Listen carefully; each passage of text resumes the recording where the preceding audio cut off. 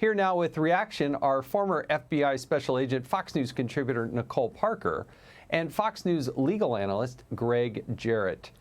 Thank you both for being here. Nicole, first of all, thanks for your service in the FBI. Two-part question. How good is it to have the FBI dispersed more into the countryside than just residing there in Washington, D.C.? But the other part of it is, what are the odds that James Comey had no idea what 8647 meant? All right. Well, first of all, I think it's absolutely fabulous that they are getting agents and personnel out of D.C. and sending them back to the field, because you know what? That's where the crimes are happening. You need to send agents back to the field. That's what Americans want. They want to be safe. And I can tell you that a lot of the politicization, the root of a lot of problems at the FBI came out of FBI headquarters in Washington, D.C. And so that's great. That's phenomenal. Thank you, Kash Patel, for doing that. That's something I highly recommended. And I'm glad to see that he's taking swift action. And I can tell you a lot of FBI agents are very happy about the changes that he has made, because the morale had really hit an all-time low when I left the FBI. But I do think that things are definitely getting back on track. As far as James Comey, I was an FBI agent under his leadership. I wouldn't exactly call it leadership. I do believe that James Comey was the person that destroyed the FBI. That was the beginning of the destruction of the FBI. In my opinion, 2016, when he said no reasonable prosecutor would charge Hillary Clinton, and then he goes on into the Operation Crossfire Hurricane debacle, it was one thing after another. And I believe that he has a very bruised ego. He did not like that President Trump fired him while he was visiting an LA office for the FBI. But that firing was fully, it was justified. And as FBI agents, we were glad that Jim Comey was fired, because we thought that he, again, destroyed the FBI. And sadly, the FBI has never recovered since. Greg, look, I was the chairman of the Oversight Committee when James Comey came before us and lectured us on the idea of intent. He was so arrogant about his approach on intent, and lecturing us about that and the country, not just me, but in answering our questions. His intent here is in question, right? And does he just get full protection and say, oh, it's the First Amendment, and I didn't know, and I was innocent?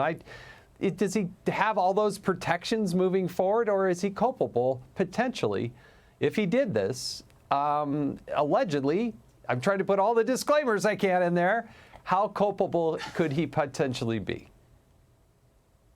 Well, Jason, the legal standard is, did Comey know that his public message could be understood as a threat of harm to the president, particularly in the context of 2 assassination attempts?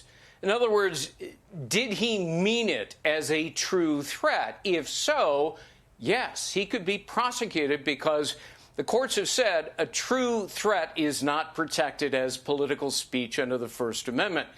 Look, Comey knew exactly what he was doing, so he immediately tried to cover up his intent, as you point out, by claiming that he didn't realize the term 86 connotes getting rid of somebody by violence or murder. Gee whiz, I just didn't know, he said. Is that believable? Not a chance. He was a federal prosecutor, head of the FBI. He and his office put mobsters away for 86ing people. He knows what it means. He's not an idiot. He's malevolent. But now he's trying to weasel out of it by playing dumb, Jason, which is what he always does. As you know, he lied about the Russia hoax. He deceived the FISA court. He lied to the American people. He's devious. And when he was finally forced to testify in the House, you remember this, he said, I don't recall, or I don't know, 226 times. So his standard backup defense is always, when he gets caught, a sudden case of amnesia or terminal stupidity. He's not stupid. He is conniving. He's scheming. He's unscrupulous, not to mention vainglorious. I mean, he's truly a despicable person. I think he's lying about what he did in this case. I've only got about 20 seconds for each of you, but reaction to the Hur tapes and their release and what you heard. Seriously, 20 seconds each. Nicole.